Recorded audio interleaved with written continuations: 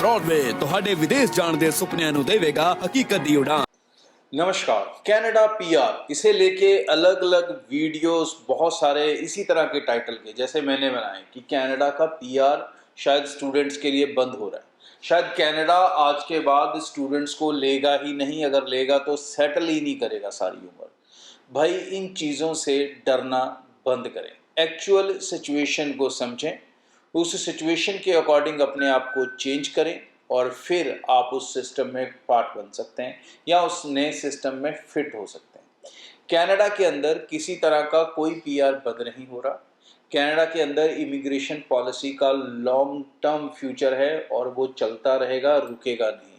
ना सिर्फ कनाडा बल्कि बाकी कंट्रीज़ के अंदर भी। इवन आज की डेट में हम देखें तो यूरोप की कई कंट्रीज़, फ्रांस हो गया, इटली हो गया, ये सब भी अब स्टडी वीज़ा को स्पीड से लेने लगे हैं। जर्मनी बहुत स्पीड से लेने लगा है, स्लोवाकिया बड़ी स्पीड से लेने लगा है।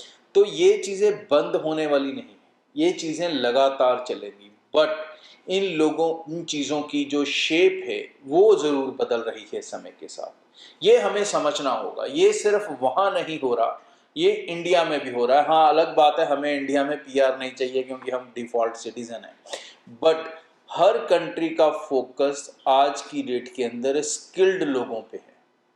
स्किल्ड लोग, किसी ना किसी गुण के जो माहिर हों, किसी ना किसी कला के जो माहिर हों, किसी ना किसी प्रोफेशन के जो माहिर हों। जो अनस्किल्ड लोग हैं, और ख़ासकर हमारा ऐसा यूथ जो मिस डायरेक्टेड है, बचपन से भी कह लो, कई बार पेरेंट्स का भी उसमें रोल है जिन्होंने उनकी एजुकेशन की तरफ सीरियस ध्यान नहीं दिया, और कई बार बच्चों की खुद की गलती भी है कि वो ऐसे सिनारियों उसके अंदर नहीं। बट अगर आप वेस्टर्न कंट्रीज़ में जाने की सोच रहे हैं दोस्तों, या इंडिया में भी अगर आप अपना आगे का फ्यूचर देख रहे हैं, तो एक चीज़ मान के चलिए कि आने वाला समय लेबर का नहीं है।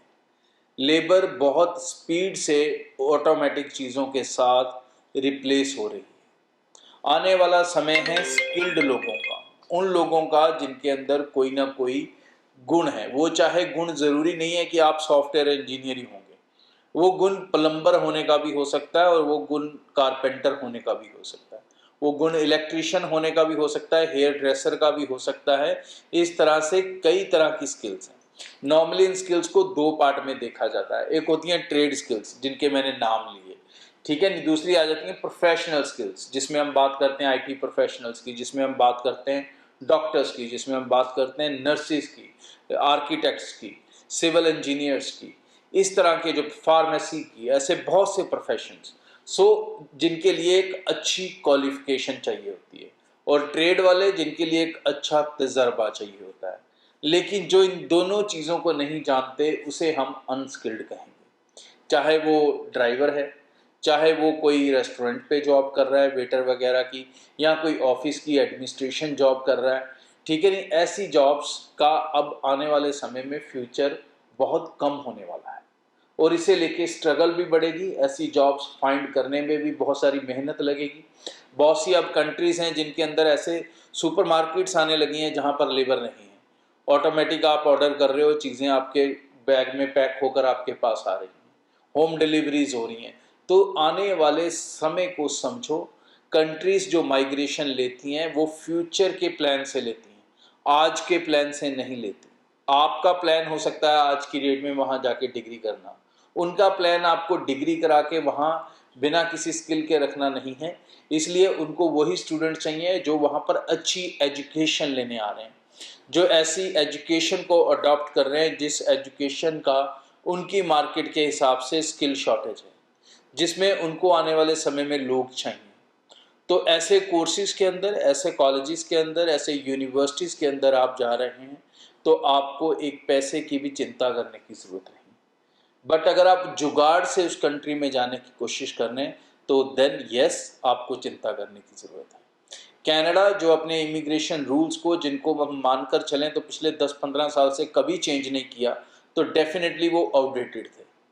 तो अब उनको पूरी तरह से रीवैम्प कर दिया गया है, पूरी तरह से चेंज कर दिया गया है, और इस चेंज का मकसद सिर्फ एक है।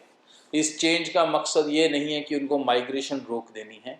इस चेंज का ये मकसद है कि उनको अनस्किल्ड माइग्रेशन, अनफोकस्ड, मतलब वो बच्चे जिनका कोई प्लान या फोकस यहाँ नहीं है, सिर्फ कनाडा जाना ही एक मकसद है, उनको रोकना और उन बच्चों को लेके आना जो वहाँ पर आकर करियर ओरिएंटेड चीज़ों की तरफ बढ़ना चाहते हैं। इसीलिए उन्होंने कोर्सेज को लिस्ट आउट कर दिया, इसीलिए उन्होंने कॉलेजेस को लिस्ट आउट कर दिया, इसीलिए वो पे जो पाल सिस्टम बना है PAL का, प्रोवेंस अटेस्टेशन लेटर, ठीक है नहीं, वो अटेस्टेशन लेटर एक एक कोर्स के लिए इशू हो रही है, एक एक कॉलेज के लिए इशू हो रही है, ताकि हर चीज़ को कनाडा कंट्रोल कर सके कि बच्चे कहाँ पर आए। तो आपको भी अपने फ्यूचर को लेके अब सीरियस होना होगा, जुगाड्स को छोड़ें, सही रास्ते को अपनाएं। पेरेंट्स को मैं कहूँगा कि वो बच्चों को ये गाइड कर कर भेजें कि उनका पहला मकसद एजुकेशन होना चाहिए। अच्छी एजुकेशन ऑटोमेटिकली आपको जॉब्स की तरफ लीड करेगी। लेकिन अगर आप जाते ही सोच रहे हैं कि कोई ऐसा कॉलेज मिल जाए जहाँ पर एक दिन पढ़ना पड़े या 2 दिन पढ़ना पड़े और बाकी के 5 दिन या 6 दिन मुझे काम करने के लिए मिल जाएं, तो भाई ऐसे ड्रीम्स देखना अब आपको बंद करना होगा और सीरियस स्टूडेंट बन के ही आप वहाँ पर अपनी सेटलमेंट्स, फैमिली की सेटलमेंट्स, अच्छी ग्रोथ, अच्छा करियर, अच्छा फ्यूचर डेफिनेटली बना सकते हैं। आगे भी इस चैनल के ज़रिए रेगुलर अपडेट आपसे शेयर करता रहूँगा। कनाडा को लेके अच्छे कोर्सेज, अच्छे कॉलेजेस कौन से हैं जो आपके फ्यूचर को बेहतर बना सकते हैं, आपको स्किल्ड बना सकते हैं और अच्छे करियर की तरफ ले जा सकते हैं। उसके लिए आप ब्रॉडवे टीम से मिल सकते हैं। हमारे ऑफिसेस आप सब जानते हैं पूरे नॉर्थ इंडिया में। सो निश्चिंत बेफिक्र होकर अपनी एप्लीकेशंस आप घर बैठे भी चला सकते हैं। Thank you. ब्रॉडवे ਤੁਹਾਡੇ ਵਿਦੇਸ਼ ਜਾਣ ਦੇ ਸੁਪਨਿਆਂ ਨੂੰ ਦੇਵੇਗਾ ਹਕੀਕਤ ਦੀ ਉਡਾਨ।